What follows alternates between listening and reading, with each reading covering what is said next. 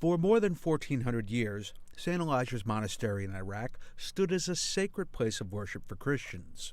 Generations of monks tucked candles in the niches, prayed in the dark, and worshipped at the sacred altar. Now, satellite photos obtained exclusively by the Associated Press confirm what church authorities and preservationists had feared. St. Elijah's is now just a pile of rubble after being razed to the ground by the Islamic State group. Our Christian history in Mosul is leveled in a barbaric way. Ever since IS militants swept through the region in the summer of 2014, experts involved in the site's protection had been unable to find out if it had become prey to the group's campaign of destroying historic places and artifacts. This is an image taken on August 27, 2014. As we look at the next image that was collected in this area, this now becomes September 28, 2014. You look at the equipment here, it's all lining up. So you know you're looking at the same exact place and you're able to do this comparison very quickly. The monastery was built by an Assyrian Christian monk around the year 590.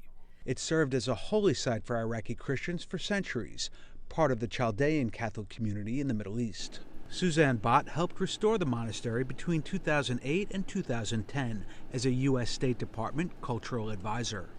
We have to mourn the loss for future generations, that they will never be able to stand in these locations and experience the feeling of looking around and seeing what our ancestors were able to do. As IS fighters proclaimed a caliphate in Iraq and Syria, they have killed thousands and destroyed whatever they consider contrary to their interpretation of Islam.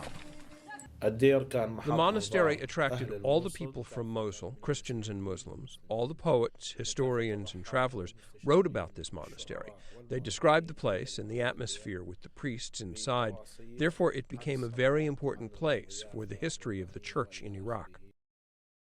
St. Elijah's now joins the religious and historic sites that were lost to the Islamic State in the ancient city of Nineveh, Palmyra, and Hatra.